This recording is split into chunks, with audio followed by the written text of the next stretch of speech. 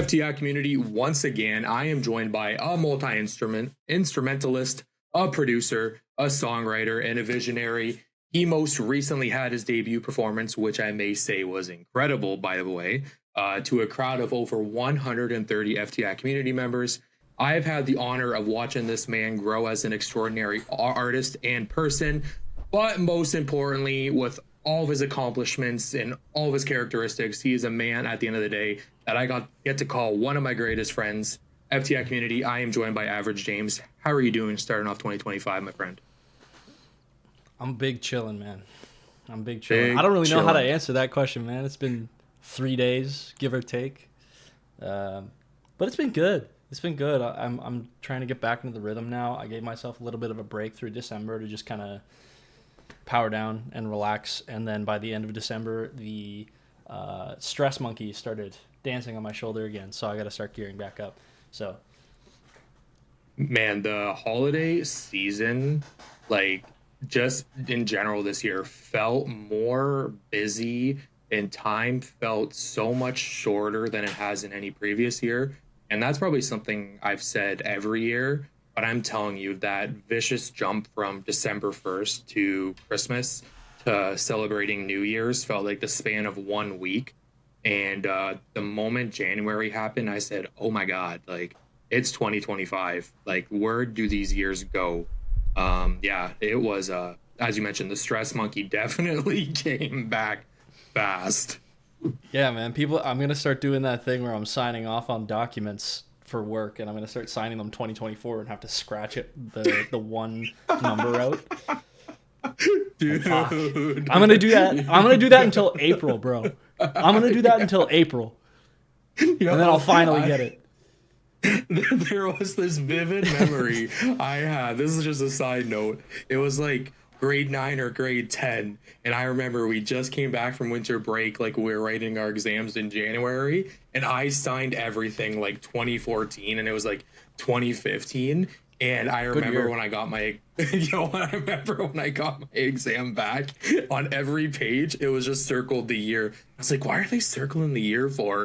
And then they said, because you wrote this exam in 2015. I was like, this does make sense. Docked you marks on that? No, like, yeah, you got a perfect exam, but and it was the years, my guy. Yeah. But before 2025 happened, before I didn't know the date to put on an exam, let's take it all the way back to when you picked up your first guitar at a young age because of the video game that took the entire world by storm. I, of course, am talking about Guitar Hero. It inspired you to not only create music, but fall in love with so many different kinds of genres. And whether in your tenure you went by a different persona, whether you created music for a different genre, everything and the most consistent thing has been your love for the craft, your emotion in the craft, and kind of just like I'd say your love for letting other people enjoy what you create. I know with that big title, that big introduction at the beginning, I kind of summed up who you are, but in your own words, introduce yourself to the FTI community, but more importantly, talk about like the beginnings of becoming a musician and the journey you've traveled so far as not only Average James, but also the man behind the persona. Yeah, I mean, that's a loaded question. It's funny that you remember that I told you about the Guitar Hero thing. Yeah, I've been making music a long time, and I always tell people when I say that, I'm like, yeah, but it was shit for so long. It was so bad. Like, I can listen back and hear like good ideas in what I was doing, but I just like didn't have the chops to do what I was wanting to do yet, and I didn't know that. But yeah, I've been making music a long time, and it started with Guitar Hero. I played Guitar Hero, the Guitar Hero 3 when it came out. I got it, or I guess my family got it because I was fucking 10 years old and didn't have any money. And I fell in love with that game. I loved ripping it, and I got really good at it. And it made me listen to music in a way that I had never really bothered before. And I would listen to so many of those songs outside of playing the game and being like, man, like, I want to know how these are played for real. Like playing them in the game is fun, but I want to actually learn how to play them. And it also it's funny because given the style of music that I've been making over the past while and now too, the genre that I listened to predominantly during that time and like when I got my first guitar on my 13th birthday was like post-hardcore screamo music. Let's go. I was listening to The Fall of Troy. I was listening to Alexis on Fire. I was listening to Touche Amore, La Dispute, Pianos Become the Teeth, and like just a bunch of bands like that. Dance Gavin Dance was a huge one for a while too. They were easily my favorite band for like 3 or 4 years in high school. And I hated like hip hop and R&B and like electronic. And it's funny looking back now because like my dad listened to rock and my mom listened to a lot of like dance music and a lot of like radio pop and stuff like that. So I grew up with those things too, and I think I was just trying to rebel against those things because those are now the genres that like mainly influence my stuff. And it's funny to look back on a lot of those songs now with like the maturity that I have now, even in just like my music taste, and be able to look at that and be like, that's where that came from. That's where these elements came from. That's why I like the stuff that I like now. But yeah, it was screamo for a long time. And then I started listening to Blue and Exile, who are actually coming to Kitchener soon. A little tidbit. I don't know if we might have to bleep this out. I don't know if this is public information yet. But your boy Emerson Corleone is going to be opening for them. Yes, sir. Which is fucking awesome. He told me about that, and I was like, I was already planning on going to that show just out of nostalgia because I like, again, when I started listening to hip hop, like that was the duo that I listened to first, where I was like, this is pretty good. I like this. Let's go, yeah. So it's cool that like one of my boys is going to be opening for them, which is awesome. And then that led into listening to Drake and Mac, and then that opened up a lot of new doors for me, and I started to appreciate like synths and softer sounds, where beforehand I was into stuff that was like very aggressive. But when I look back on a lot of those bands that I was listening to beforehand, I can see that the things that I loved the most about those bands were the moments where they were really melodic or really like experimental with the way that they were like shifting sounds and stuff like that. And there's a few albums from that era that still resonate with me from that time. Fear Before the March of Flames, Always Open Mouth. I will always shout that album out. It is heavy as absolute fuck. But the sound design in it is so cool, and the way that they use their instruments is awesome.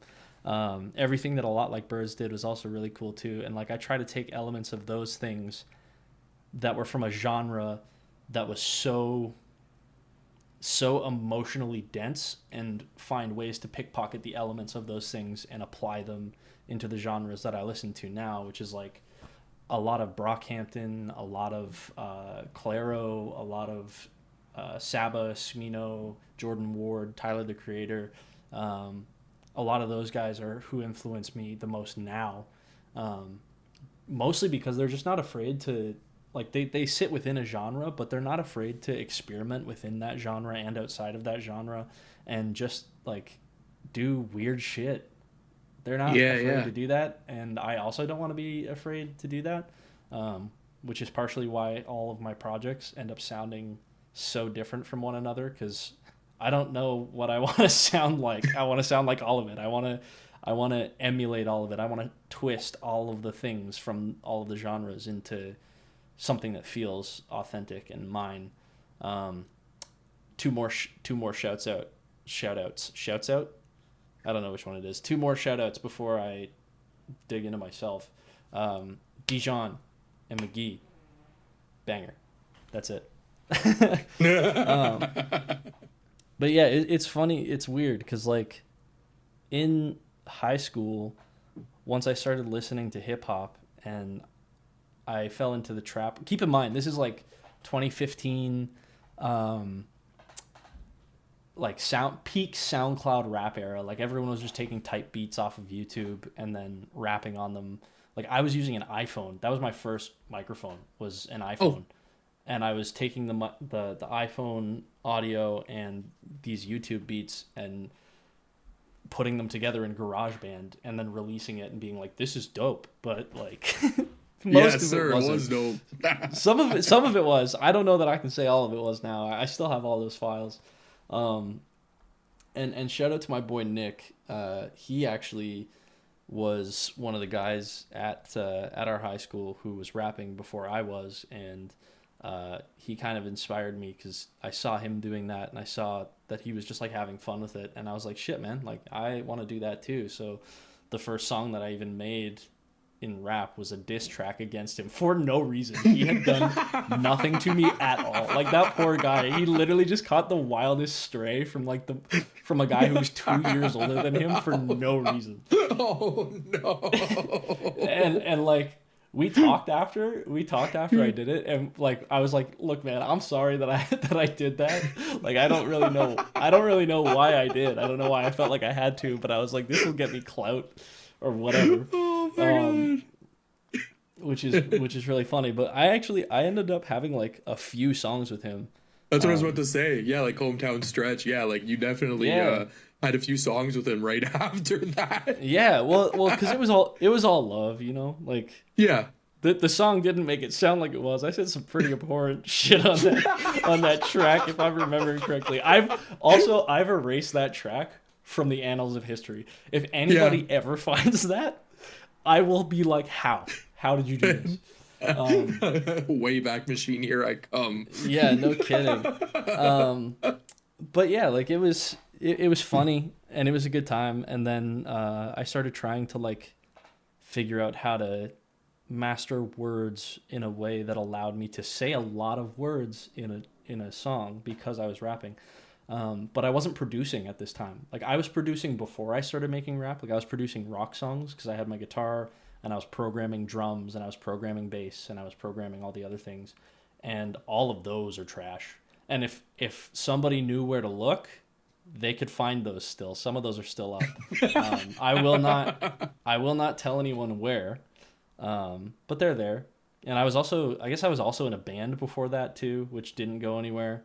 That was very, very short lived just because like we were all young and stubborn and didn't know how to reconcile our differences, and we also sounded really bad. So it's a really bad combo. And then I started doing stuff under the name Guelph.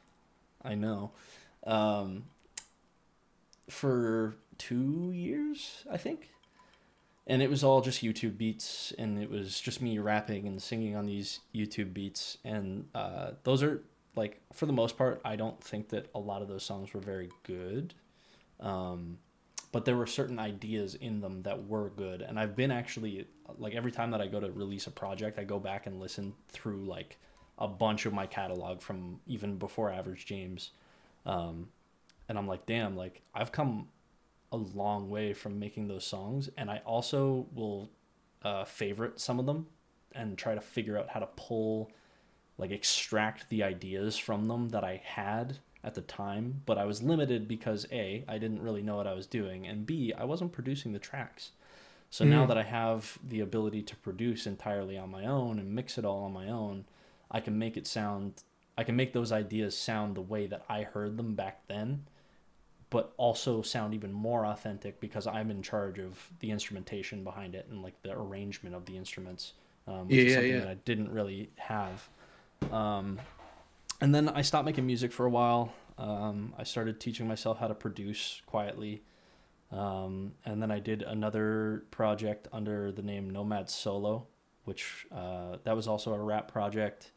And that was during college. I was using the Fanshawe radio studios. I was stealing their mics, and I would go there at like 2 a.m. when I knew nobody was going to be there, and I would just record all my tracks, like all my vocals on those mics and in those studios, which were sound treated. So I was able to do some like okay stuff there, and that was when I started actually making like pretty okay stuff. Some of those are also still online.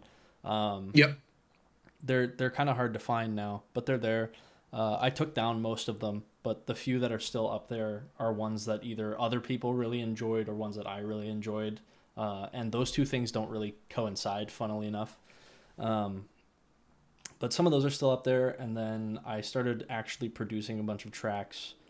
And then I held on to them for a really long time because I didn't really know how to mix very well. And I was teaching myself how to mix. And then I started I just started banking all of these songs and all of these tracks that I had produced, that I was like, man, like I'm sitting on like 50, 60 songs right now that Holy I've just like shit. never, not right now, but like I've already like At the time, yeah.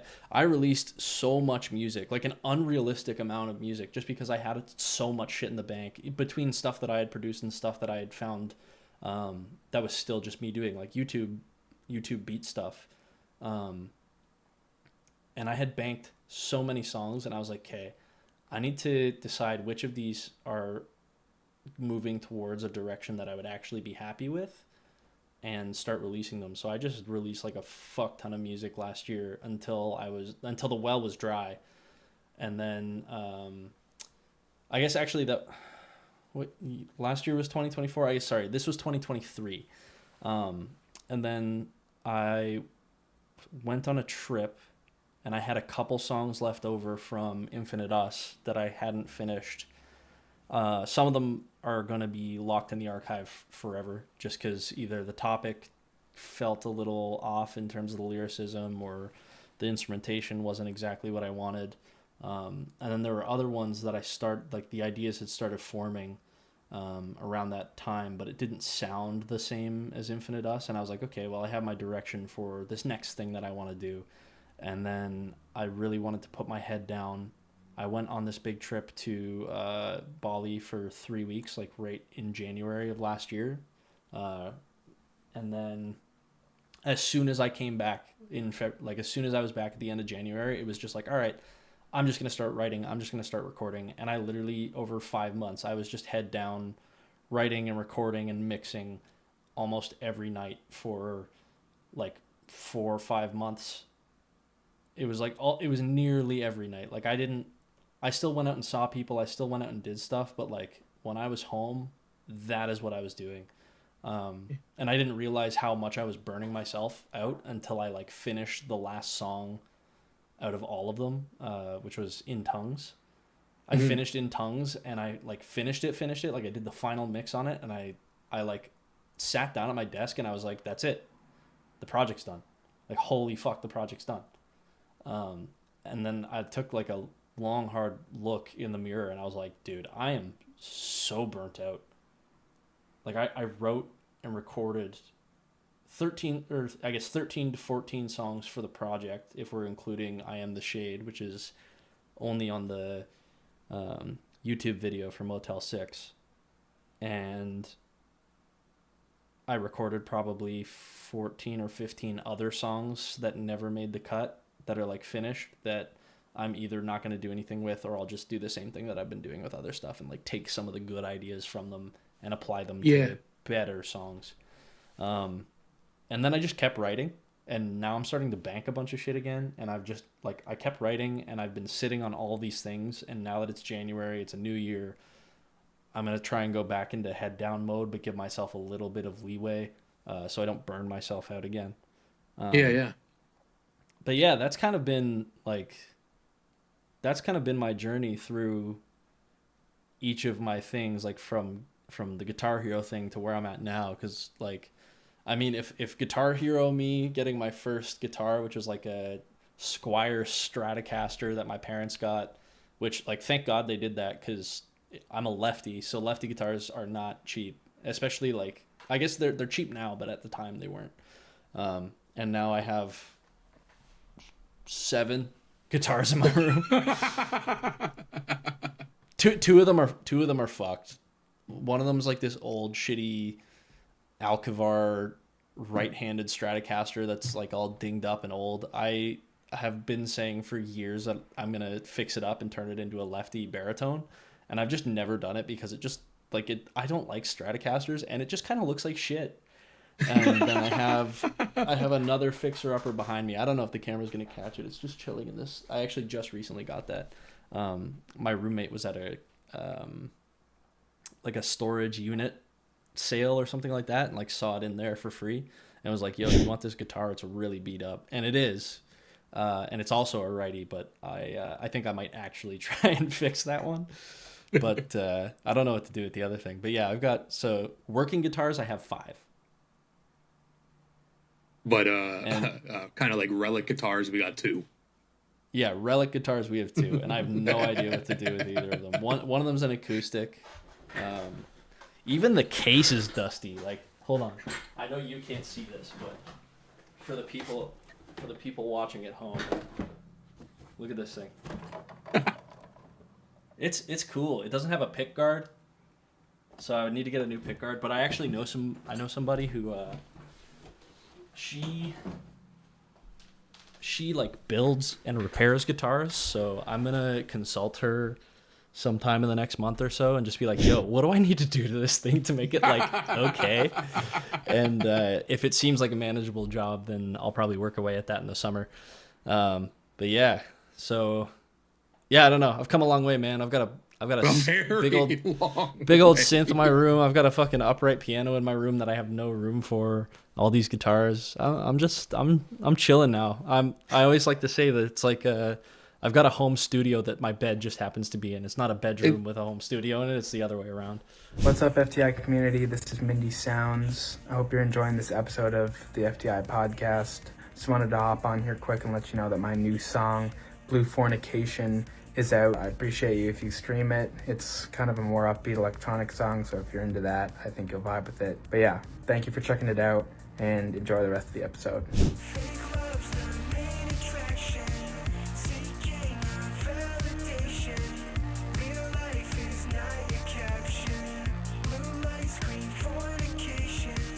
Yes, sir. Yes, sir.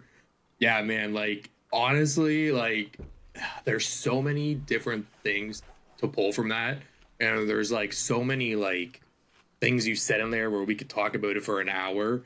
The first thing that came to mind is the moment, like, when you named, like, artists that, like, you were inspired by, but also relating to you just wanted to be authentic. I think, for me, music and following an artist such as yourself, such as Emerson, like Mindy Sounds, or even people I listen to like Rainbow Kitten Surprise, who else? Just like the wide variety of artists as well, is I like listening to old projects because sometimes I want to listen to who they were at that time.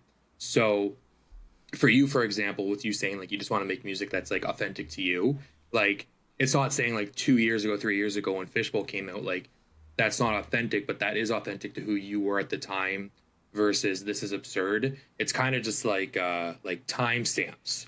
And I feel like that's what makes a musician's discography so much richer, is if it always sounds different. The Black Keys growing up, I loved the Black Keys.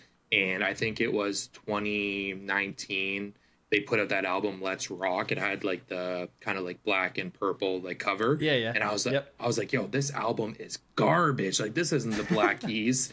And then Aiden told me, he's like, man, like they're not who they were 10 years ago. And then I listened to it from kind of like a how they've evolved perspective. And every single time I listen to an artist who puts out music now, I go in with like a mindset that I'm not going to be expecting Cherry Bomb from Igor or like vice versa. And man, I feel that way heavily about MGMT.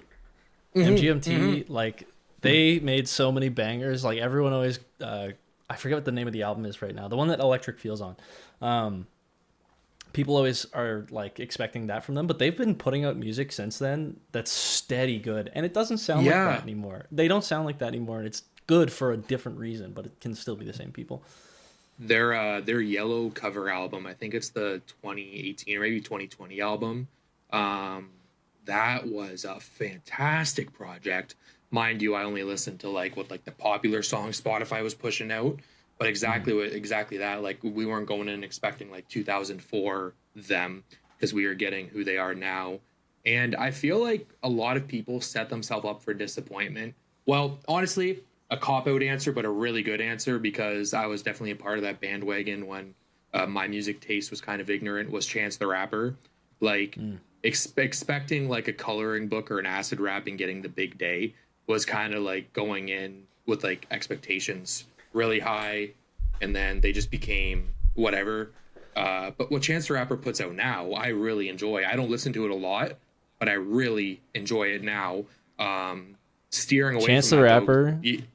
Before you move on, I think that Chance the Rapper is a bad example because people expected a good project and they were given a bad one.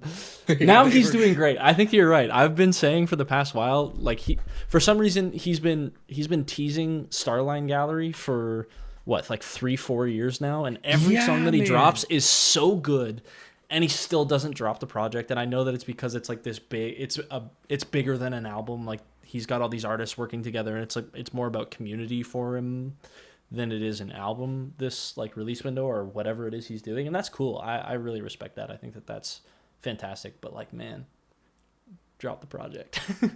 Yeah. Well, that's actually crazy you said that because on Boxing Day, he came on like my daily mix and I was like, oh, like I've seen like these covers so much. There's probably an album. And then I saw that there wasn't. And then I kind of realized it's like, as you mentioned, like one thing building together as opposed to him just like dropping an album under his name. The other thing that you mentioned in there, man, was kind of just like the different genres that you were heavily influenced by versus what your mom and your dad listened to turned out to be the music that you created overall. That's pretty funny because there's always those things growing up, and maybe I'm really like reaching for this, but like your parents do things that you're like, oh, like I'll never like what they like, or like I'll never enjoy what they enjoy doing. And as you get older, you're like, oh my God, I'm heavily influenced by what my parents enjoyed. So for it to actually like fall right in the center of the music you create, that's awesome. I could definitely picture a world where you're in like a hardcore, like kind of like screamo band. And I think that'd be a pretty cool side gig. But knowing that you were able to like take the music that they listen to, turn it into yours, and then even create something with Tyler Warden too was pretty sick, because I bet that was right down your mom's alley as well. If you even showed her it. I didn't actually. I don't know if she really listens to much music outside of like just listening to stuff on the radio. Like she's more of a podcast person. So I never like explicitly showed her. I don't know. She follows me on Instagram, so she saw me posting about it. It was probably like, I don't know what this is, but I'm happy for you. Yeah, the good old parent pat on the back. Yes, yeah, sir. and I mean, to be fair, like up until I was doing Average James stuff, like I didn't really share my music with my parents. I was a rebellious kid. I was rebellious. I would literally make decisions and go out of my way to do shit that was just like, this is rebellious and I want to be that. And that included like I felt like making rap music and like the style of rap music that I was making at the time was like a form of rebellion in a way. But I was also like, I don't know, I felt like also this strange like shame about it because I don't think I was doing it for the right reasons at the time. Like I was listening to a lot of rap, and I think that was the only type of music that I could have been making at that time because that was what I was listening to all the time. But at the end of the day, like it was also one of those things where like, because everybody else was a SoundCloud rapper and everybody else was wanting to do that and how easy it was to do that, I was like, I want to do that too. I want to get the clout for doing that. I want to be the best guy at our high school or in the city or whatever the fuck. Like I was in it for the wrong reasons. I wasn't really doing it fully for the artistry, and I think I had difficulty sharing it with people outside of those who would have already just been listening to it, who were like my friends or just around, because it didn't really feel like me. Like I didn't really start sharing my stuff with my parents until Average James, honestly, because this time around, like the stuff that I made since this name switch is like the first time where I can look at the entire catalog of what I've made Like Fishbowl's a rap album. There's no ifs, ands, or buts about it. Like there's no other way that you can look at it. Fishbowl's a rap album. And then I made a bunch of like rap and soul stuff and like some dance stuff after that. And then Infinite Us was like this spacey folk album that is very different. It still holds some elements from Fishbowl, but it's just like so vastly different. And then I was like, I want to do something that feels like both of those things, because both of those things are me. And that kind of turned into the idea for like sonically what This Is Absurd was supposed to sound like, was like, okay, all of these elements from Fishbowl, from the rap side and like hip hop, because like that side of music I listen to that still to this day. Like that hip hop is my most listened to genre. And that'll forever be in my blood. And then I listened to indie rock and folk and R&B and all of these other things. And I was like, I made a project that was this one thing, and I made a project that was this other thing. How do I fuse those so that they're me, so that it's finally me? And especially with This Is Absurd, and like God bless my parents. Like when I started really showing them my stuff, like they've been so open and so supportive and so happy. Like they came to my show, I guess the FTI show actually. They like my whole last family showed up for that, and that was cool because like I'm touting music now. I'm creating music and showing people music that's like, this is mine. This is a sound that is mine. And I'm sure there's other artists out there that are doing similar stuff, but this is stuff that's coming from my soul and fusing these genres that I listen to in a way that only I am able to pull from my soul, you know? Yeah. And it's cool to be able to share that with everybody and my parents too, and just like be proud of it, you know? And I think that feeling like obviously like reflects from like your parents, your family, and even like your friends to you, because talking about the relaunch concert, like for a lot of people that was there, it was a full circle moment for a lot of people as artists, because we had like such a, like a really involved crowd, such a supportive crowd. But like specifically for you, like seeing your family watch you perform, and like I hope you know this, you honestly had everybody in like the palm of your hands, like fully focused on you. Because in my Uncle Fran, and I said this to Dylan on the last podcast, my Uncle Fran thought that we hired you and your bandmates to come headline our show because of your guys, because of the songs you put on, because of just how everybody was like encapsulated. It really felt like everybody knew like Average James was coming to town, and just the focus and the love and like kind of like the overall like bow on the end of the night, really it spoke a lot for not only like what we did that night, but for you as an artist, knowing all the work you put in, all like the music you've been creating, as you mentioned, like the 4 or 5 nights staring down writing music, really paid off live. Because there was actually almost a time where you and I were talking about like, hey, I don't know if the relaunch concert's a possibility because it's so close. I wanted to get into it a bit later, but like right now is the perfect time. Sure, yeah. I'm an open book about that.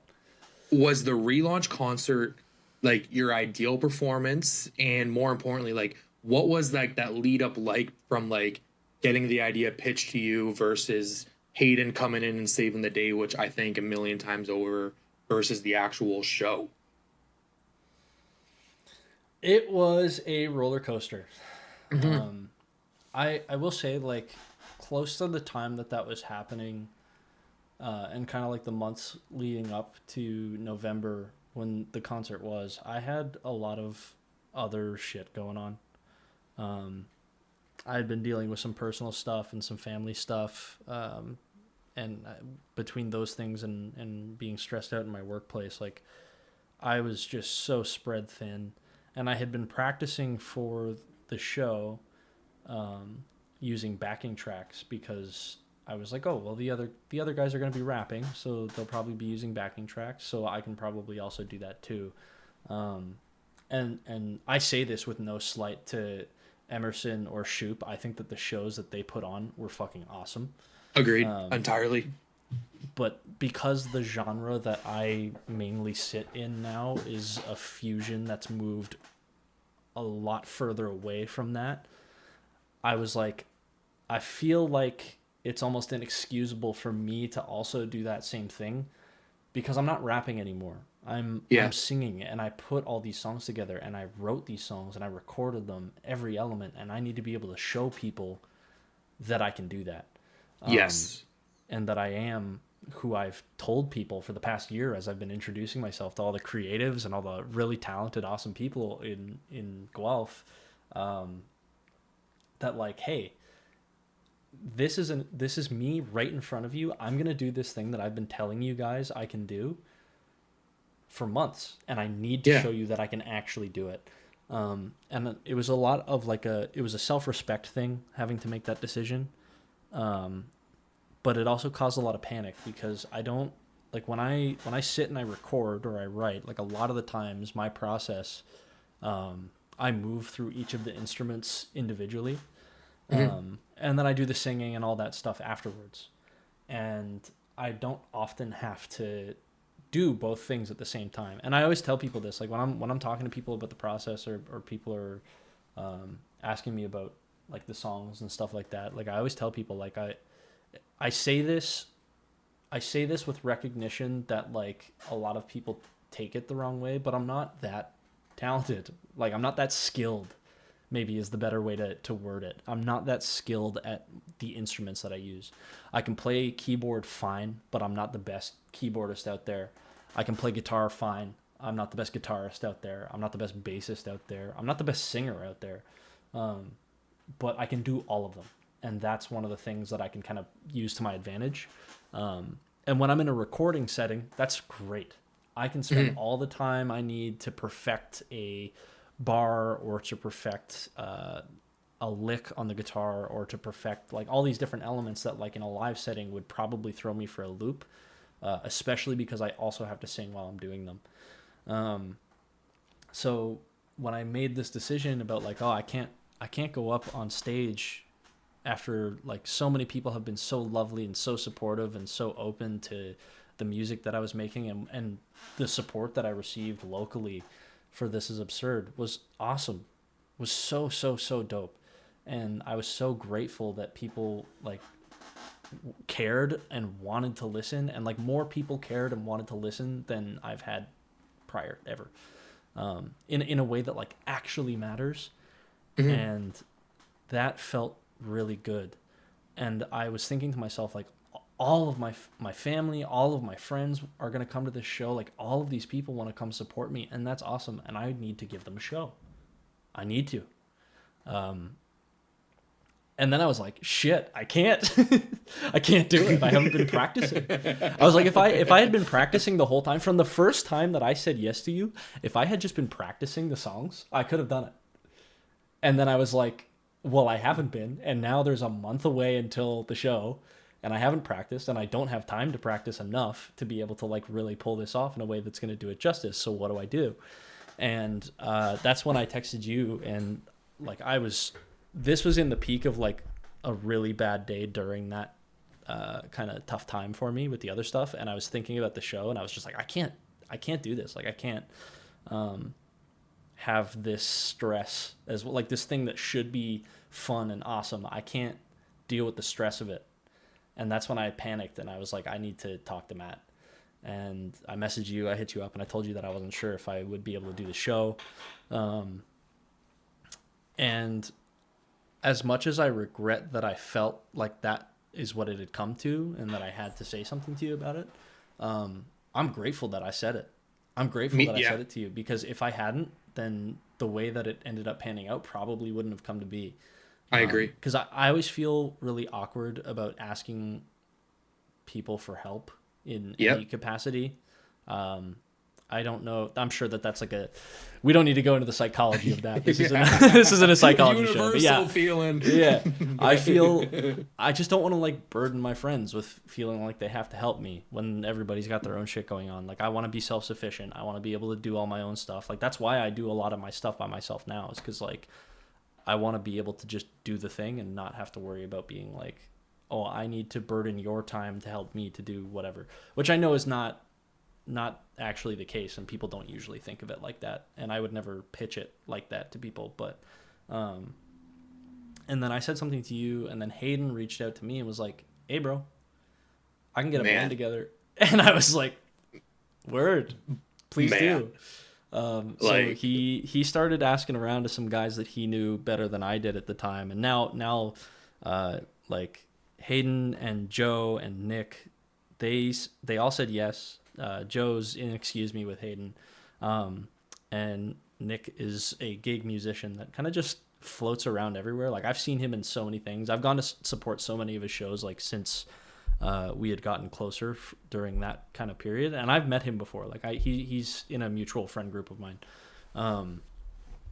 and it was just like, we sat down for the first rehearsal, and at this point I had been practicing all of the songs on my piano because I was going to switch over and do a piano show instead. Like, I had broken every song down into just piano and just automating my matriarch, and that was going to be the show. It was going to be this really slow, quiet, intimate show. And then I felt weird about doing that because I was like, people are going to go from these two like rap shows, like aggressive, like getting into these beats and like going into it, and then I'm just going to sit down with a keyboard and be like, hi. You know what I mean? Like, what a way to kill the vibe. So I had practiced all these songs under the assumption that I would be doing this show as like a solo pianist. And then when the guys got together the first time, like, God, we practiced 3 times. Yeah. 3 times. That's it. We practiced 3 times, and they picked up the stuff so quickly. And like, thank God for Nick and Hayden, because like, there were so many questions, and Alex too. Actually, Alex sat in on 2 of those practices, and he kind of coached us through some areas where, like, we hadn't really thought about how we were going to convert these songs into stuff that was like playable live with the instruments that we had. Because like, a lot of these songs, especially on This Is Absurd, which is like the main album that we covered in the show, like, there's so many layers of synths and guitars and all of these things going on, because I wanted the songs to feel full and big and weird and different. Yes, and they did. Thank you, I appreciate that. But it also came at a cost. I don't have access to somebody who can dedicated play synth. I don't have access to somebody who can play the keys for me while I'm singing. I don't have access to a second guitarist that can rip a song while Nick also rips a song. So like, my ideal performance, I was missing a few people, because I would love more than anything to just be able to sing, just so that I can focus on giving a good performance instead of having to play a bunch of stuff. And like, but you know what, like, we made do, and I did what I could with what I had. We really had to dumb down some of the piano parts for them, because again, I'm not good at splitting my brain for that. But like, Joe and Nick and Hayden really picked up the slack. Like, the things that I couldn't pull off myself, like, they helped me find ways to change song keys, or just like make little decisions. And Alex too. I keep mentioning him in post. He was a really big factor in how we decided to do a couple of songs. And the fact that he came and sang Everything Is Fine up on stage with us, literally, like, I wanted to cry and I couldn't, because I was playing music. Agreed. It was just such a good time, man. And all of those guys were able to, like, I don't really I don't know a lot of like music theory to put into practice. Like, I know some things. I know like concepts of music theory, but like, actually playing, somebody plays a key or somebody plays a chord and asks me what it is, I don't got it. If somebody plays a couple chords and goes, all right, what's going to close this next? I could figure it out eventually, but like, I don't just have the answers, and those guys just have the answers. So I would bring them like, hey, this is the progression. How do you guys want to do this? And they would be like, oh, well, that's a C major 7, and I believe we're going to play that, and then we're going to close it out on a D sharp. I don't know if that makes sense. That's probably a prime example of me just fucking that up. Somebody can fact check that. But like, they were able to have those answers, and they were able to apply knowledge that they've had as being like gig musicians for a lot longer than I've been a musician, quote unquote, professionally. That really helped me, and that's one of the things actually because of them. I'm going to be probably taking courses this year so that I can learn all that shit, so I can also help. I can help. But it was great, man, dude. The practices were so fun. Stefano Campagnolo kind of, he came and sat in on a few of them too, and every time, both times that he came and sat in, and was just like, he was just doing his own work, like he was just editing photos and stuff and listening, and he was like, dude, like this is really good. And I was like, okay. I was like, thanks. Because it's hard for me as like one of the people who's like doing the thing to like know what it really sounds like. Mm-hmm. And I don't know, man, like those guys were just electric, and they were just so much fun to practice with. Like the vibes in Alex's studio while we were practicing, the vibes down there was just, it was so much fun. We were just joking around the whole time. We were just having fun. That was honestly like, those practice sessions were the most fun I've had this year. In the entire year. Those were the most fun I've had all year. And then like they were already talking about wanting to do more shows before we even played the show, and I was like, that's a good sign. that's a good sign. I think we got something going on here. Yeah. And then we went and we played the show, and it's funny because I didn't feel nervous. Nervous. And then as soon as I sat down, we started playing Big Talk, the first song in the set list, and I fucked up the first lyric. And I was like, no, but I was so grateful because I got it out of the way. Obviously nobody noticed. And I got it out of the way. And as soon as it happened, I was like, oh, well, it's only up from here. And it was. And then the rest of, like, I fucked up the first line, and I was like, well, I've already boofed it, so it doesn't matter what happens now. And the rest of the show went great. The rest of the show felt so good after that. Like, after that happened, I was just like, you know what, fuck it. I'm just gonna dial in, and we're just gonna see what happens. And it was great. Man. I have been dying, and like, I don't use that word lightly, to hear that from your perspective, because like background context on like how it happened from the FTI end, I was so like, I don't know the term I used to use, but like I was so like tunnel vision, I guess, on, all right, I want to put my best friends who are musicians as the 3 headliners for the first concrete brick and mortar FTI show. And like, I didn't even think, and this sounds like I'm just exposing myself, and I'll admit it, I was just thinking it would be one of the easiest things ever if I was just like, Aiden, Derek, and Hunter, I have this idea in mind, Dylan and I have this idea in mind, do you want to do it? And like, you guys were so receptive, yeah, you guys were so down, but I did not think about the work and like kind of like the time scheduling on like how to like put on a performance, all of you guys individually, that when you and I talked about like the day where it's like, hey, I don't know if I can do this, it kind of opened my eyes to like, oh yeah, like exactly what you said, you're not rapping anymore, you perform. And like, that sounds terrible saying Hunter, Aiden and Derek didn't perform, because they definitely do. I think Aiden and Derek put on 2 of the greatest shows they've ever put on from any of their past shows. They did fantastic, both of them. Like quick side note, and I have so many side notes going on, it's like a sticky wall, but Derek specifically put on this show like he had everything in the world to prove. That I think at the end, when the crowd was yelling, we love Shoop, I felt that as like kind of like a proud dad in the moment, standing beside him going like, I want to put this in a bottle. And every time Derek has like those thoughts of like, oh, like, I don't know if I want to release music again, I just open the bottle for like 10 seconds and then close it.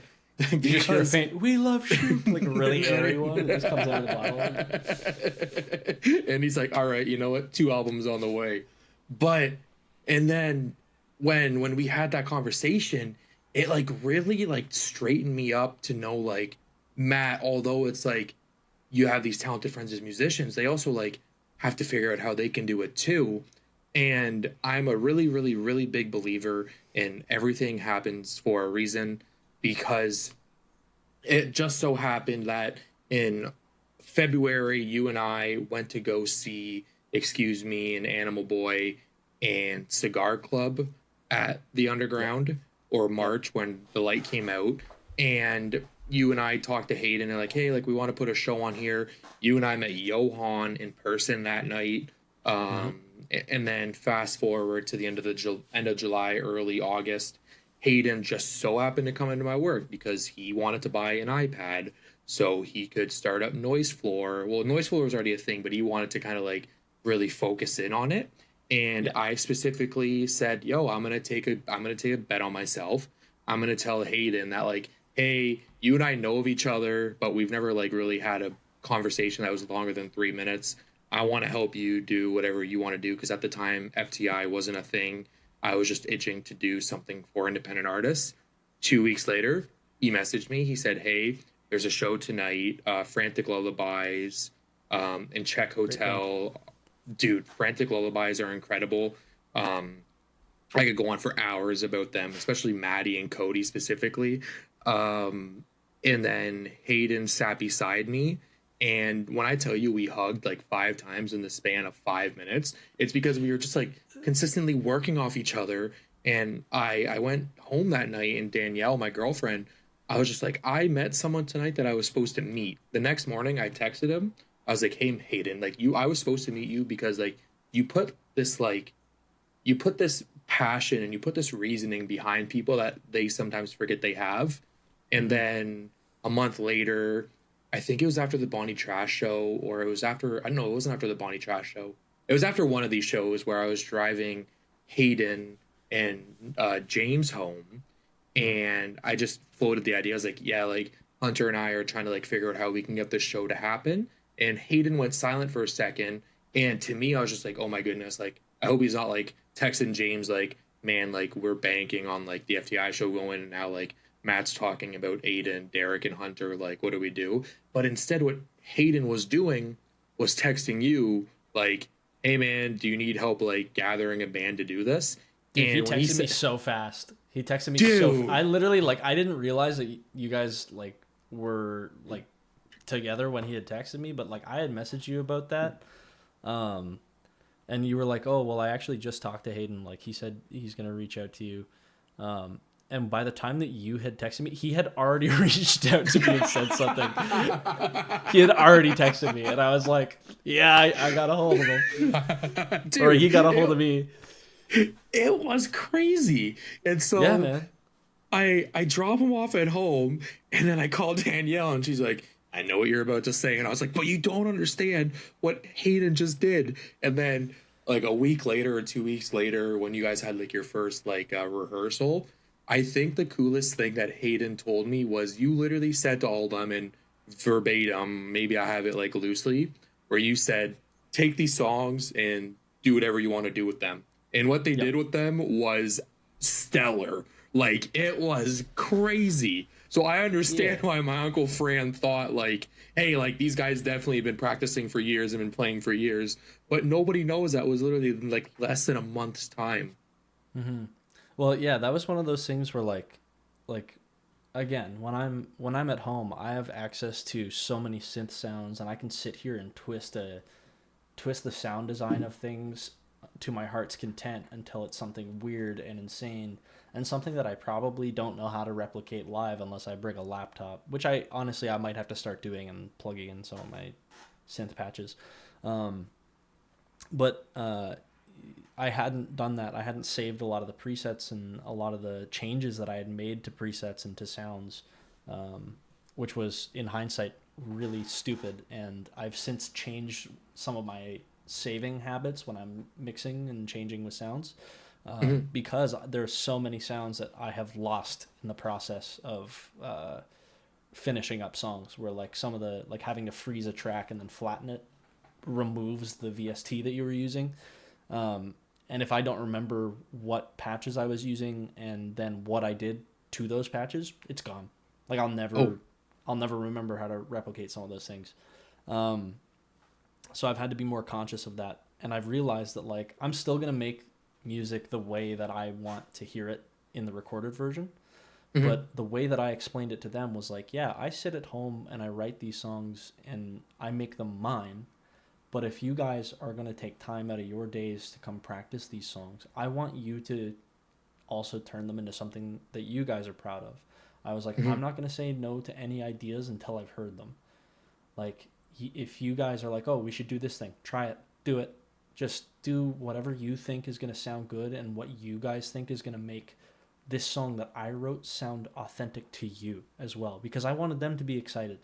I wanted them to be excited to play these songs. And if I was just like, no, it has to sound like this, that kind of kills some of the fun. And like music and sharing music and playing music with people is supposed to be fun. And it's supposed to be creators bouncing off of each other. And I wanted the experience of the live show to be something that is familiar enough so that people could be like, I know this song. Like, I know this song if they had listened to the project. Yeah. But then something different and unique for that show that then they could walk away and be like, whoa, I heard this really cool version of this song that I might never hear again. Yeah, man. Yeah. You know, and that's the kind of thing, like, I've had artists that do that kind of stuff, and obviously there's value into making, like, people always say that, wow, like, this person sounded exactly like the recording, and that's cool, but, like, I want each of my shows to feel different. I want each of my shows to feel different from recorded versions. I want my shows to feel different from each other. And I am planning on playing more live shows this year. That's one of the goals that I've set for this year, is playing a lot more than just one.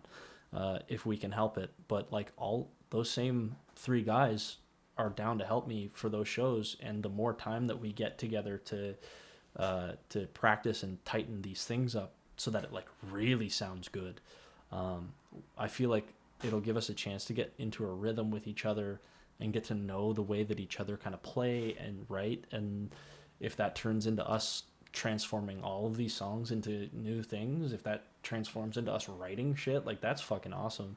That's but sick.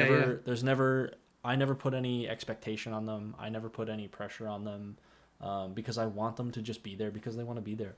And like, thank God they were, like you said, like, Hayden's a fucking superhero, actually. And like, he has been that even before that show. Like, he's just like a good dude. Like, I met him for the first time like way earlier last year, and he was just like we had one conversation and he was like, come to my birthday, and I was Dude, like, I was like, all right. So I went to his birthday, and it was fucking awesome. It was so fun. I had such a good time. And honestly, it's not even just him. Like, all of those guys in that group, all of those guys that operate in this like Guelph musician circle that I've met and like had extensive interactions with, like, literally, like, so talented and so kind, like, so generous. So kind. Yeah. And like generous in a way that like just feels so real. Like, these are people who just want to help lift each other up. And I have not really been in a lot of communities of people that feel as genuinely helpful like that, and just genuinely like regardless of if it's even just stuff to help creators helping other creators, or just people like assisting with those kinds of works, like, just people who want to have a good time and make the people around them feel cared for, even if they just met them. And that's like so, yeah, that's so not what I'm used to out of people. And it really, like, over this last year has like changed the way that I interact with the people around me and like how I view people when I meet them for the first time. I can think about a lot of the kindness that the music community and the people in the music community in Guelph, the kindness that they've shown me and the kindness that I wish to strive for, like that kind of helpfulness and that kind of just raw desire to just do things because it's fun and helps people out and makes people feel good. Like that's just what the vibe is here. And yep. I love that. I love that. I took the words out of my mouth. Like, absolutely. Like, for those who don't know, and maybe for those who aren't aware, wherever you're listening from, whoever recommended this podcast to you, the Guelph Kitchener Waterloo music scene, or rather the Guelph like independent artist collective scene, is like, as Hunter said, like very supportive. It feels very homey. I would one-on-one compare it to the FTI community in a way that everyone feels so connected, and they just want to see everybody flourish no matter what they're creating, like whether it's they're trying to flourish within a project, or they just maybe need that conversation outside of art, like building like those relationships that like start as like artist to artist now quickly turn into, wow, he's one of my closest friends. It's so crucial to not only like the artist's self-esteem, but the person's self-esteem behind the artist. And I would even say, and like I would honestly even go like as far as to say, for me, it really pours and reflects in that person's work. I feel kind of dumb asking this question, but would you say that now being like an integral part of both all communities that you're a part of, I don't want to narrow it down to one, has played a big part in your life as like an artist and a person, especially having the homies like Tyler, Hayden, Alexis, Alex, and others in your circle cheering you on and watching you grow? No. No, I'm just kidding. Yeah. Yeah. Also, because I haven't shouted them out yet, shout out Tyler, Word and Watch. Word and Watch. That guy's making some really cool shit. He's making sculptures for your wrist. Don't forget it. Yes, sir. And shout out Alexis, who has been fantastic. Mamacho Photo. She's done photo work with me. We did some video work that ended up kind of not getting finished. Just because of time constraints, but doing all of that stuff, like she has also been so supportive of my stuff, and like she actively listens to music that I put out, and is always like coming up with ideas for like stuff in terms of like photo shoots that we can do in the coming new year, or like new video ideas that we can get to that like not only allows me to have more content for my stuff, but also gives her a chance to dip into doing stuff that she hasn't really like done a lot of before. And I'm just so grateful that like I have people like that around me that just want to like take a chance on doing creative shit with me. That they're just like, yeah, like you're doing cool stuff and I'm doing cool stuff. Let's just find a way to mix that together. Like Tyler let me wear his watch. He had this green alligator strap that he put on custom for the FTI show, and it matched my green outfit.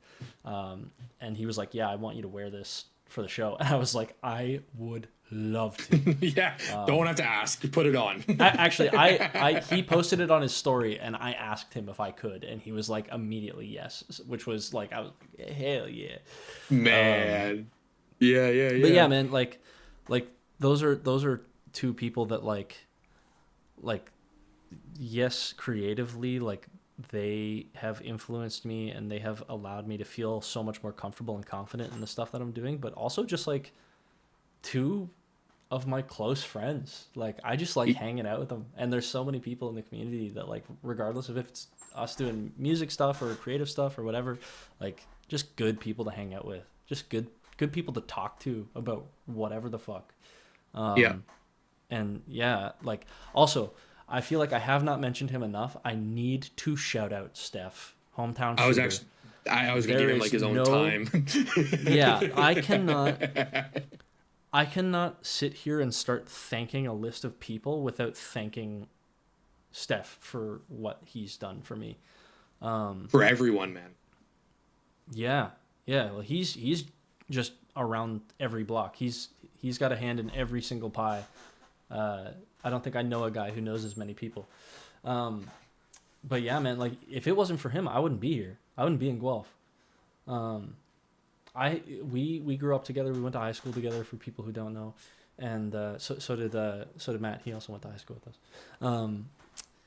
And like I was close with Steph in high school, and then we drifted off after like I went off to London, did my own stuff, and he was doing his own stuff, and we just kind of like stopped talking. And when Fishbowl came around, I was like, I kind of want to take this a little more seriously, so I need to get like photos done for this in some way, shape, or form. And I knew that he was starting to do photo stuff again. Like this was at the very beginning of him kind of starting to do that again, because he used to do photography. and I reached out to him on a whim, and I was like, hey man, I know we haven't talked in a long time, but I would love to like catch up with you, and I also have an idea that I want to pitch to you.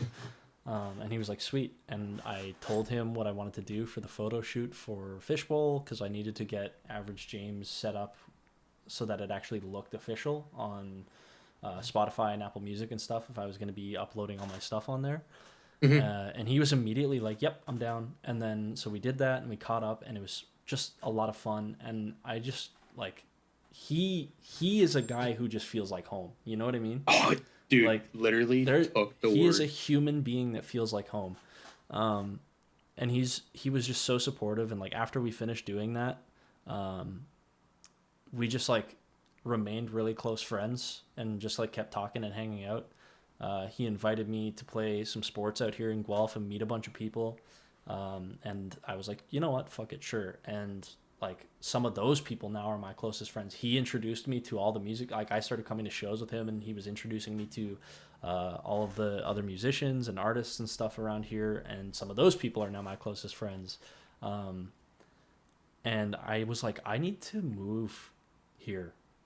I need to move here. And he was like, if you do, I'm just going to keep introducing you to people. I'm just going to keep supporting your shit. And I was like, I'm sold, man. I was like, I'm sold. Because I want to be, or I wanted to be, I say I want to be as if I am in this now, and it's thanks to him. I wanted to be in a group of people, like I wanted to be in a group of friends who were doing similar things that I was doing, and were just like cool people who liked me for who I am. Even if I wasn't doing music, I feel like if I told everyone that's in these groups, like, hey, you know what, like Average James, This Is Absurd was actually the last thing I'm doing, and I'm not doing it anymore. I'm going to move to something else. Everybody would be like, I'm sure like some people would be like, damn, that sucks. But everybody would still be my friend. Everyone would still hang out, you know? Yep. And I obviously at some point I had to take the reins and be my own person and reach out to people on my own outside of Steph. But like he introduced me to so many people here. And he was just so kind as well about how he went about doing that. And like we spent a lot of time hanging out in 2023. And then when I moved here, we still spend a lot of time hanging out, to be honest. He's been busy with a lot of shows, which like is fucking awesome because he is so talented, and he is. I've seen him like from the beginning of what he was doing, like when I first asked him to help me out.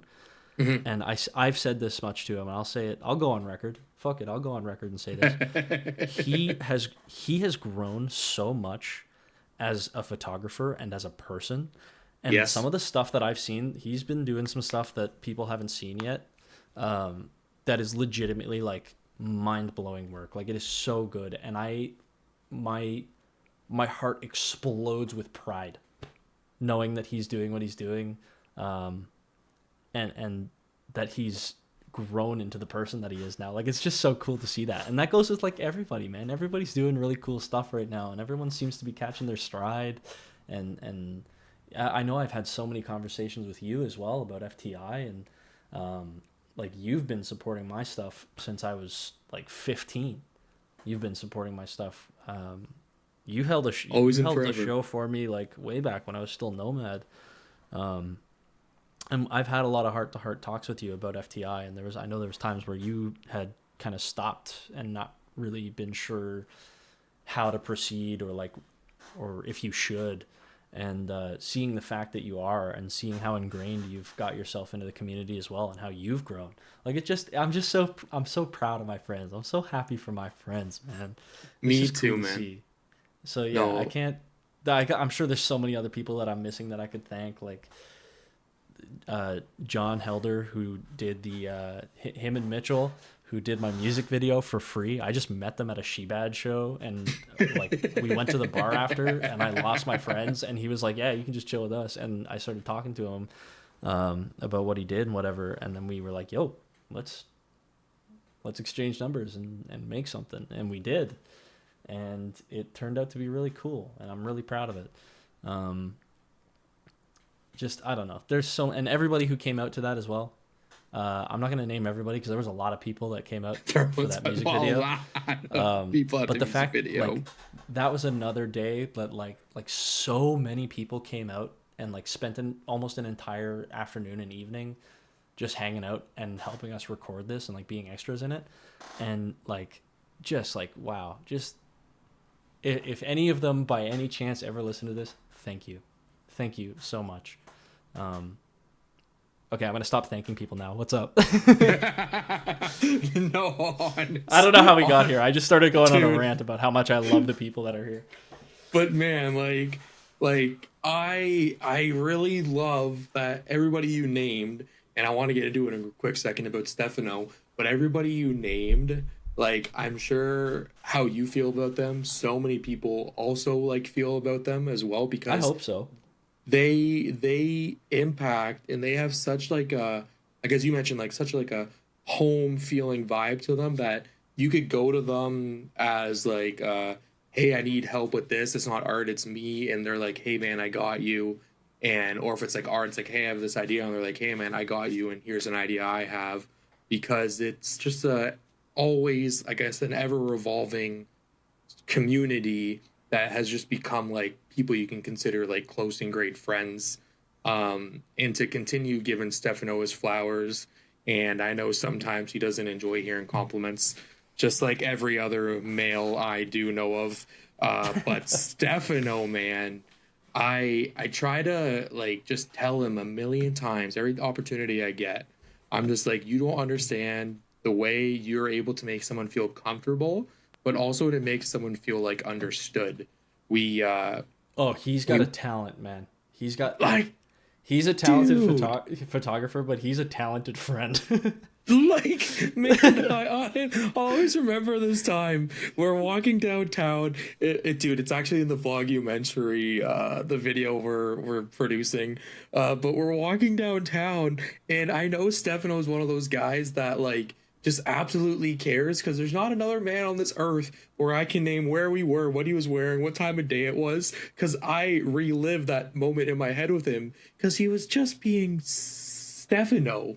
And like, that's so hard to replicate. So Stefano, not only are you gonna come talk to the FTI community about yourself, so we can put a face to the man behind the camera, but just absolutely thank you for fucking being you, brother.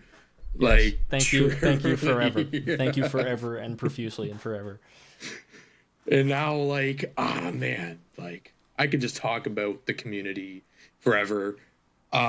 Something that I wanted to ask earlier, and I feel like right now is a really good time to, is I actually asked Dylan last week, is the idea of being like vulnerable, and whether it's in like a project you're creating, whether it's like just like sketching like a million ideas, like vulnerability, especially as a musician, comes into play a lot. It goes hand in hand with creating music, because if not, like 60 to 80% of songs, albums, EPs are built on like stories, emotions, and vulnerability. How does like the feeling of vulnerability add to like your world or like your realm of creating music? I'm about to commit a podcast faux pas. Okay. I just remembered that all of the thanking that we just did, the question that you actually asked me is if I'm influenced by the community and if that's changed my music. Absolutely. I'm more comfortable with doing rock stuff now because I listen to a lot of rock bands in Guelph, and I'm more comfortable playing guitars now because of it. Anyways, moving on. Vulnerability, man. That's a tough one. It's interesting. I was actually just having this conversation with somebody recently. And it's you kind of mentioned something earlier that would have been a good springboard for it too. How like songs as a product of a person at a specific time sound a specific way and communicate specific ideas. Like how that is directly reflective of the person behind it. And I feel the same way about my music. I always kind of tell people that I look at a lot of my music as journal entries. Yeah. Which is kind of redundant because I also keep a journal. But I've kind of always treated my music loosely as journal entries, and I think that's because I've been so vulnerable on so many songs and on so many projects. And it's one of those things where like they become a time capsule for me, where I can look back on songs that I wrote 5-6 years ago and remember exactly where I was and exactly why I wrote the song, whether it's something in my actual life that prompted it, or a story that I heard, or a song that I heard, or a movie that I watched. Like I can remember for every single song that I've written.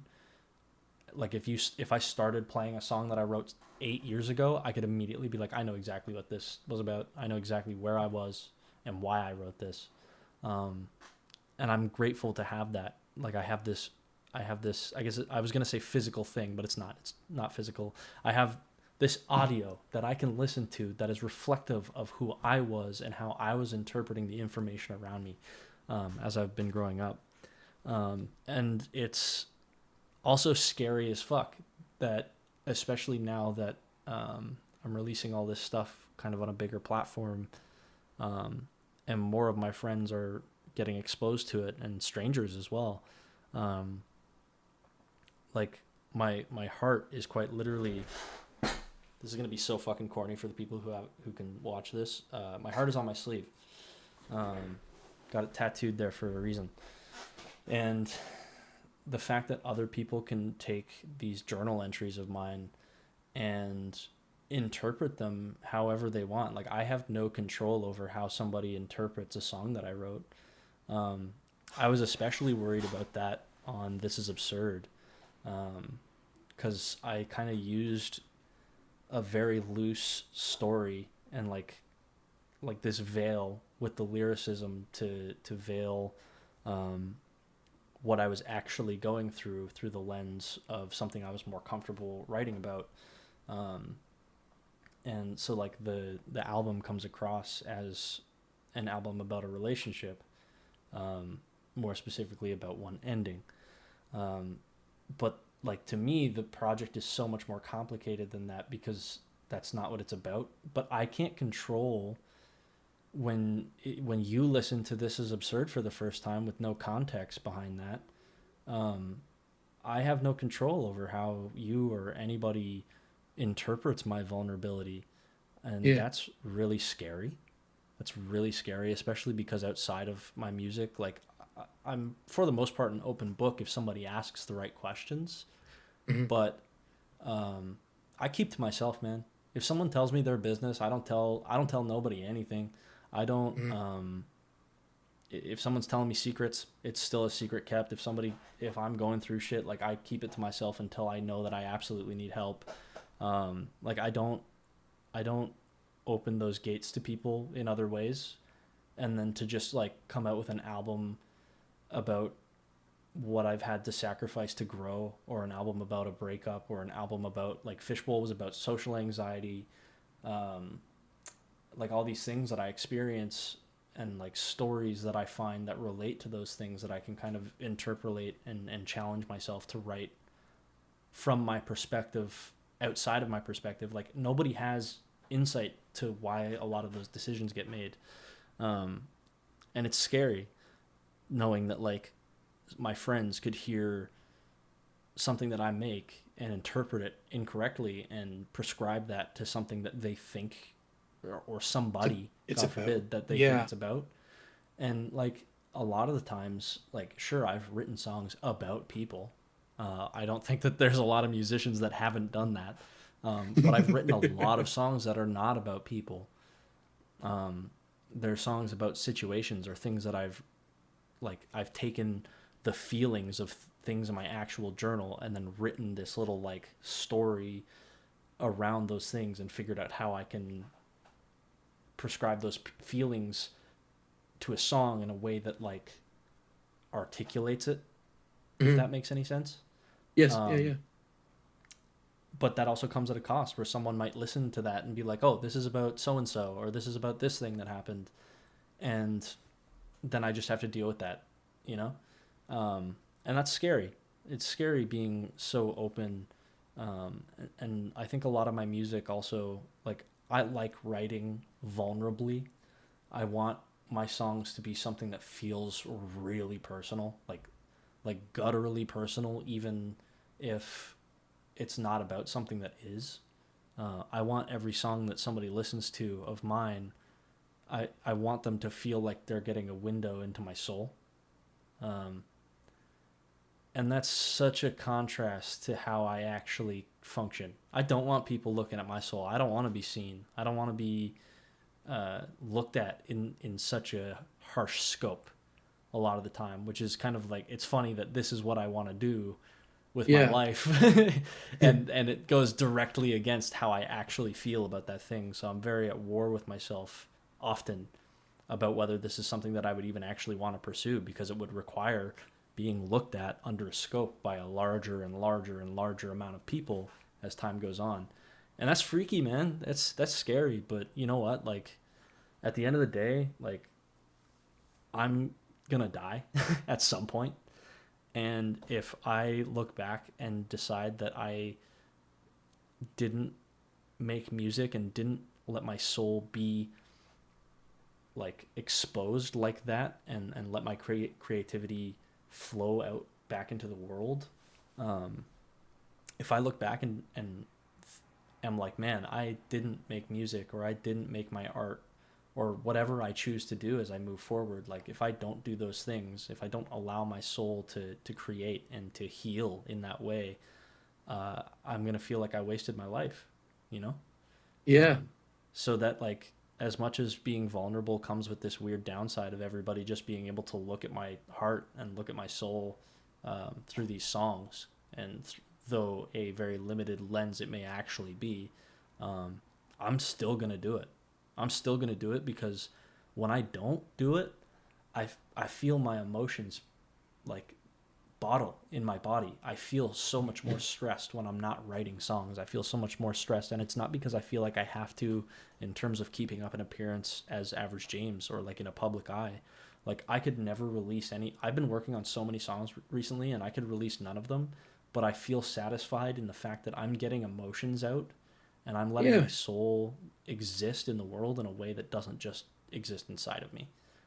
And I need that. And in order to have that, I need to be vulnerable. So it's kind of like this weird catch-22 in my head where I'm like, I don't want people to look at it, but I want to do it. And if Yeah. I'm going to do it, then I might as well let people look at it, you know? But it's also like and maybe I'm using the absolute wrong term here. Please correct me if I am. It's Sure. like self therapy, but it's also like your escape. Like, whether I interpret a song completely different than how you intended, at the end of the day, you know why you made it. You know what Mm-hmm. exactly how you mentioned, like, you know where you were. You probably know what you're wearing, and like absolutely everything about that specific moment in time, about an album, a song, or writing process. And no matter if you have 5 people listening or 5 million, being true to yourself, because, and I've told you this a million times, something I've always respected about you specifically is how you're able to stay not only true to yourself, but to yourself.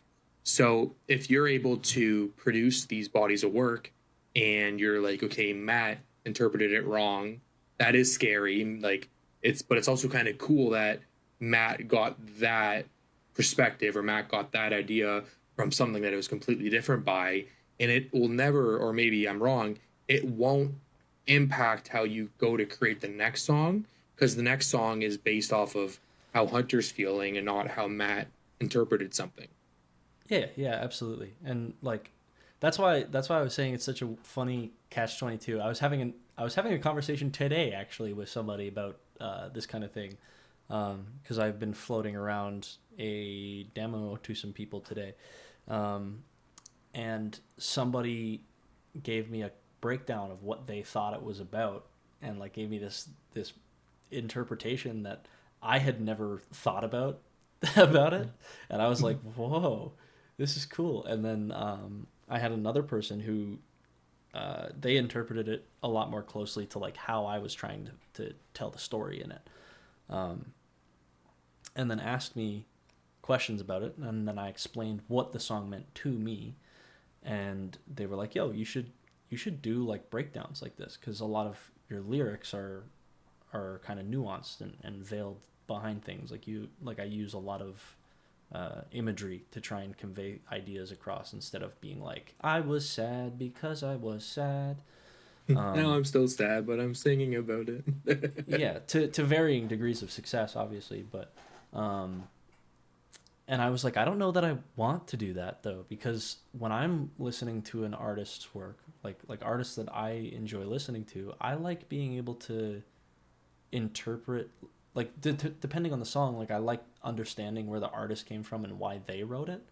But Yeah. there's a lot of songs that, like, once I've made my interpretation up about it, even if I'm so wrong about why it was made or what the situation is or that it's talking about, Yeah. there's so much value in somebody getting value out of a misinterpretation than for me to explain it to them and then Yeah. not resonate with them anymore the same way.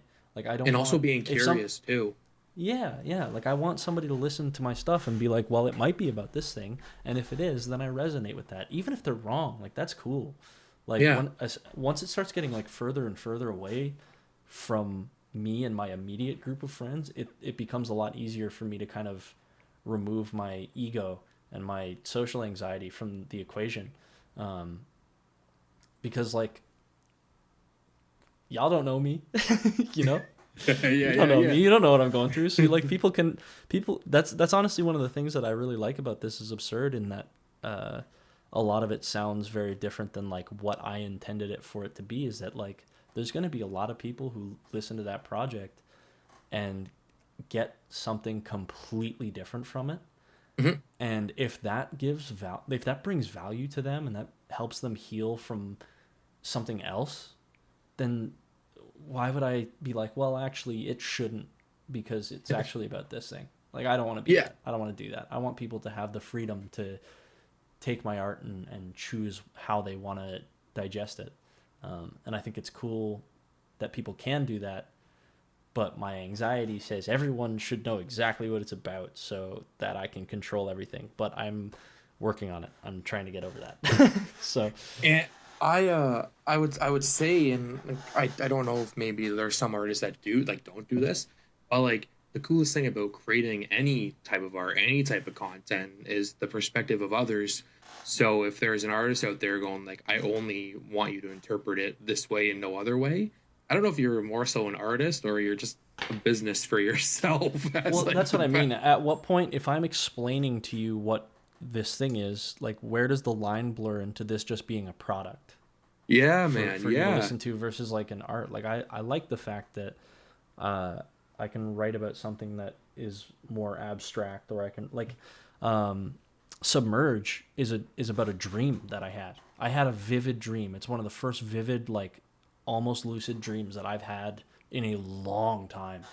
And I was floating underwater, and I was like just close enough to the surface that I could see the rays coming down from like the water above me, and below me it just like obviously it just gets darker and darker and darker until I can't see anything below me. Like it's just black. There's just nothing.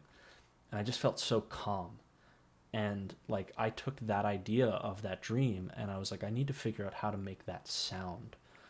Yes. And that really dictated like what Submerge sounded like. And then I needed to decide how I could tell a story from the perspective, like how I could weave a story around just that visual in my head, that could coincide with what else I was talking about, but also like stand alone as its own thing and be like this story from start to finish.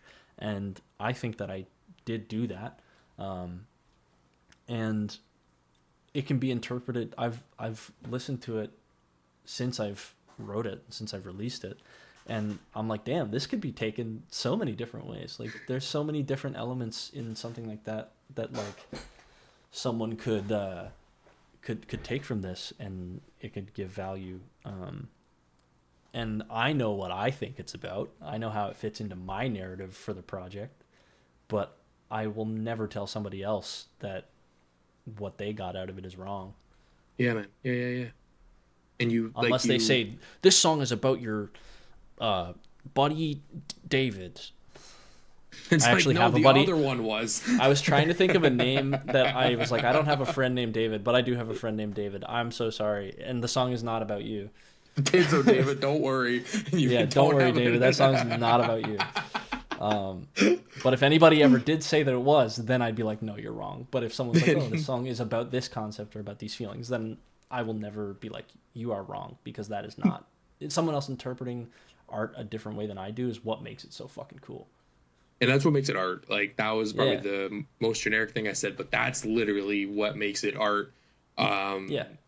I remember for the longest time when I was struggling with FTI and like what I wanted to be, and there was so many cooks in the kitchen, like there was just too much going on to where I was like exactly what you said, and it's crazy that you said it because it's like you were reading it in my mind.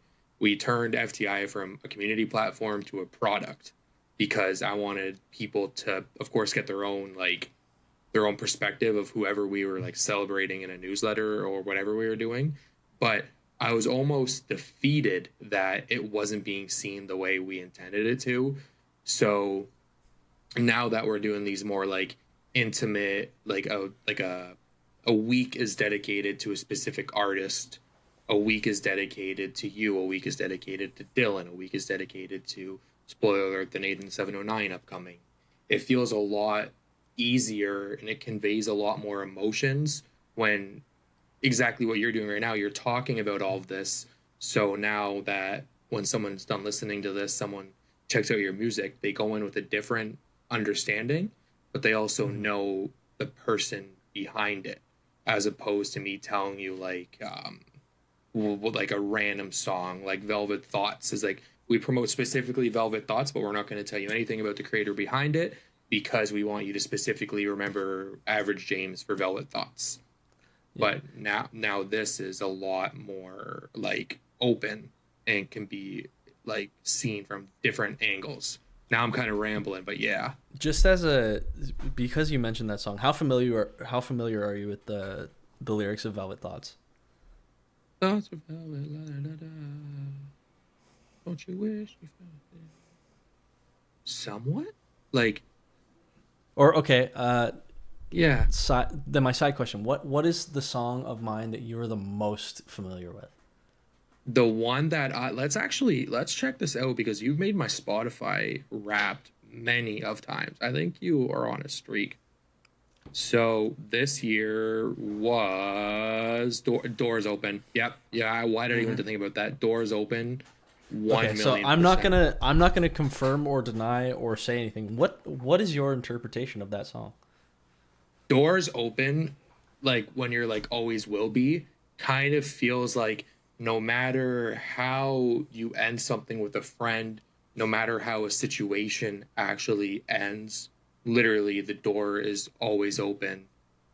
Because whether it is happening, whether it is me, like for example, you and I apologize to you many of times where I always approach you like, hey man, so sorry it's about being an artist, so sorry it's about this. You've never once like closed the door on like too many artist questions. So the door always being open for me, as opposed to like anybody interpreting it that way too. The door always being open. That's cool, man. Hell yeah. That's cool. Yeah. I appreciate that, and it is true, and that goes for a lot of people, if not almost everybody. Like, doors always open, man. I'm around, even if it's a question about, like in this example, like if it's a question about FTI stuff, or you're asking me about like creative things in any capacity, like doors open, man. I'll get back to you. Sometimes it takes me a while to get back to people just because I go through phases where I don't really I don't have a good relationship with my phone sometimes, so I'll distance myself away from it, but I'll always get back to you. Oh yeah, and there's always that like feeling, and I think we've also talked about this, is kind of just like the not necessarily silent supporters, because we're very vocal supporters of one another. We're always like rooting for each other in the background, always. And I think that really translates to how like I root for others and how I approach conversations with others, because if if I get myself back to that point where people know me as the FTI guy, but people don't know me as the guy that's always willing to have a conversation, now is my identity kind of like different? Although it's not, it's more so like an internal like fear, but you always being like there to like answer something, be willing, be very transparent and honest, exactly like how Stefano is. It puts that confidence in me that like not only can I depend on you, but I know that you reciprocate it because you only have so many hours in a day and you're giving me your time to give me the answer to whatever I'm asking or asking me something so I can give you my thoughts. So Sure, man. all around, And everything is beautiful. well, I appreciate your friendship more than anything. Vice Like versa. the FTI stuff is amazing, and I'm grateful that you decided to pick this back up, and do this again. I think it's something that's really important for the community locally and otherwise. But more importantly, I'm grateful to have you as one of my friends, man. You're a good guy. And if for the rest of you who think of this guy as the FTI guy, he's also a good friend. So take that. My face is so red.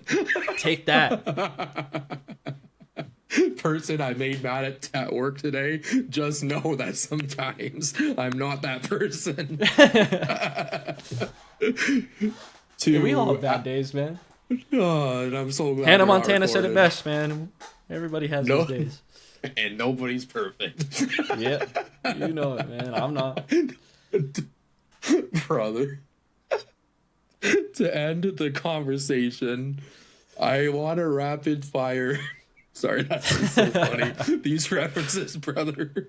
I want to end this conversation with 3 rapid fire questions. And All right, shoot. there's no thought process that has to go into it. There's nothing, just the first thing that comes to your mind.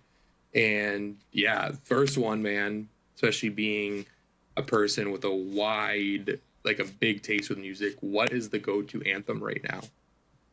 Go-to anthem right now? Or like 3 or 4. Dylan, I think, named 5. Like songs that are in my top rotation? Yeah, like just something where you like wake up to drive to work. You're like, man, I need this before I walk into my shift. Lil Baby Crush by Jordan Ward. That song has been in my top 5 on my Apple Replay since I found it like 3 years ago. It is so good. It is so catchy. It is so many things that I like. It's such a good song. I find it's weird because I'm so much more of an album person, but if I had to pick songs from the albums that are in my constant rotation right now, like Lil Baby Crush will always be in my top 5. Aren't you excited by Matt Champion? Is fucking incredible. I love that one and Purify off of his most recent project. I guess it's not his most recent anymore. He dropped an EP recently, but whatever. Semantics. Literally anything that McGee does or touches, I will listen. I will just eat it up. DNM is going to be one of my favorite songs till the end of time, probably. A project that's not as talked about as some of the rest of those. Sorry, excuse me. A song that's not talked about, or not song, an album that's not talked about as much as the rest of those. He's local, actually, Toronto artist, Andy Schauf. His album called The Party, from start to finish, I will never forget that album ever. It is just cream of the crops, like top tier storytelling. What else have I been listening to? Tyler, the Creator, his project, Chromacopia, was really good. I wasn't sure how I felt about it, and then I did a deep dive into what his interpretations were from some of the songs, and kind of like where they stemmed from him, and I gained a new appreciation for the artistry of it in a way that I didn't really have beforehand. What else? There's a song by another local band called Half Moon Run. I like a bunch of their stuff, but they have a song called The Debt, and that song will be my go-to, like, depression song till the end of time. That song is so unbelievably incredible. And if I get the chance to in a live setting, I'm going to make the guys in the band play that song with me so that we can play it live, because I don't know if we'll do it justice, because it is so big, but it is so good. It is so good. I don't know. I'm sure I could name off so many things. I listen to a lot of genres outside of what I listed there. There's a French pianist I listen to called Sofiane Pamart. I might be butchering his name, but he just does instrumental piano, like neoclassical, unbelievably good. Yoet Beving is another neoclassical pianist I listen to a lot. He actually made it into my Spotify top 5 last year, and I was like, no one's gonna know who this guy is. Like, he's just a pianist. He's like, I forget where he's from. I think he's like Norwegian or something. I definitely butchered that. But yeah, I don't know. I'm kind of all over the place. Smino dropped an album recently. It's fucking awesome. It was so jazzy and smooth and cool. Quadeca. Big shout out Quadeca. Gene Dawson. I don't know. I could list off artists for some time. I've been listening to a lot of stuff. is what I'm trying to say. So much for your rapid fire. Anyways, what's your next one? Yo, like, honestly, after this, I'm gonna say, hey man, you want to like send me those songs? The next one. Oh yeah, I can send you entire playlists. You have Spotify or Apple Music? Apple Music. All right, well, send me them on name, and they'll be added to the playlist tonight. Sweet. The next question, and this isn't just specifically to the FTI community. This can be your community. This just can be an artist that you follow on Instagram, know in real life. It can be a family member. Name an artist or collective that you would recommend the FTI community to check out. Every single artist that I just said. Every single one of them. Plus Stefano. Plus Stefano, yeah. I don't know, like, recommend in what way? Like, for what kind of art? Honestly, there's a lot of like, people who are doing a lot of different things. Yeah. Okay. Let's do like maybe one from each realm, or like 3 realms rather. First, this will be really hard. I apologize in advance. I'm very, very sorry. Music. Locally, Shebad's killing it. I don't know any of them super well. I've met a couple of them a few times, but I've never really had the chance to have like a really good conversation with any of those guys. But they're fucking killing it in Guelph right now, and they're getting recognition that is absolutely deserved. Yeah. And like, they're just doing something that's super cool. And I would also like to shout out our buddy Alex, because I'm a big producer fan. Like, a lot of my favorite artists are not the actual artists themselves, they are the producers. And I very much enjoy the album that Shebad came out with. But the first thing I did when I finished listening to it was text Alex and give him his flowers, because he mixed that album. Yes, sir. And he did such a phenomenal job. And I had a pretty good conversation with him sometime after about the way that he had mixed it and like the decisions that he made around it. And he is just so good at what he does. And he mixes a lot of stuff in Guelph. He does a lot of recording for a lot of people in this community. So as much as I'm giving music shout out to Shebad, I'm giving an even bigger shout out to Alex, because he's killing it. I in early December, Johan told me he was coming to Guelph, and I didn't even have to ask him why, because I was like, Johan, Alex, I know it's going down, and now it has me very excited for whatever they created in December, or what they're gonna create and produce. Mm-hmm. Yeah, honestly, I don't even want to figure out 2 other realms, because like that's perfect, like those right there. And then the hardest question of them all, or maybe it's the easiest question for you, the good old plug yourself. Where can the FTI community find you? Where can the listeners of the podcast find you? Plug away. You can find me on Spotify and Apple Music. you can find me on YouTube as well. I don't upload all of my songs onto there. I'm a little more selective about that platform. I haven't been uploading to like Bandcamp or SoundCloud or anything like that. You can't really find my stuff on there, which maybe I should do that, but I haven't really thought about it that much. You can find me on Instagram at avg.jmss, short for Average James. What? Believe it or not. Yeah.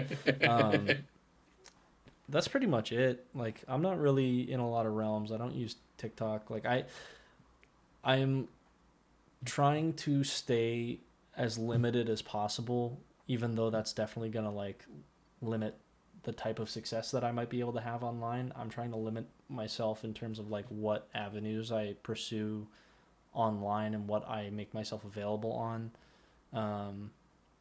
Just for like my own mental health. Like, being on so many social medias and on so many platforms and stuff like that, just not good for the brain, not good for the soul, and I don't want to give in.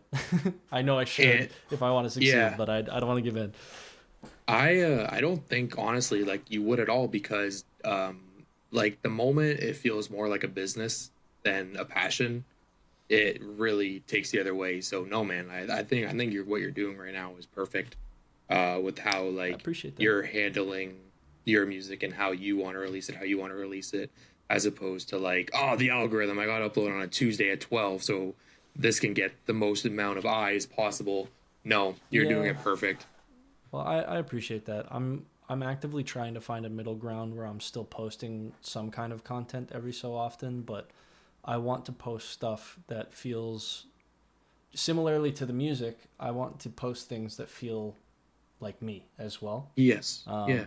And I treat my Instagram page also like a time capsule that I can look back on eventually.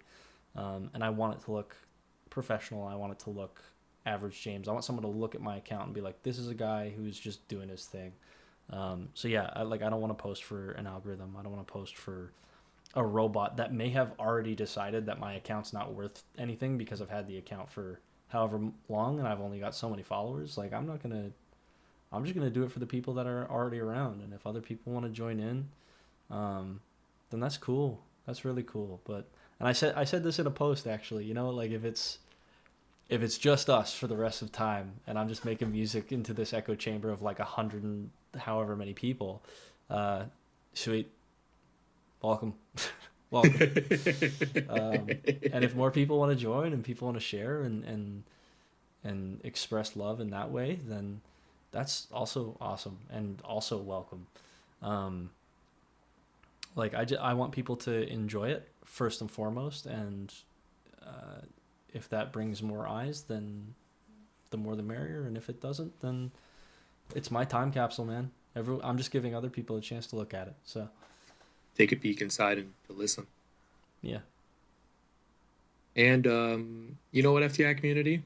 I'm not going to end it the way that we would end a podcast. We're going to end it with those remarks from Average James, rather, I should say. Yeah, I will catch everybody here again at the same bat time, the same bat channel next Friday. Thank you, Hunter, for joining. Of course. I hope everybody has a fantastic day, night, afternoon, or insomnia sleep ahead at 2 a.m. See ya.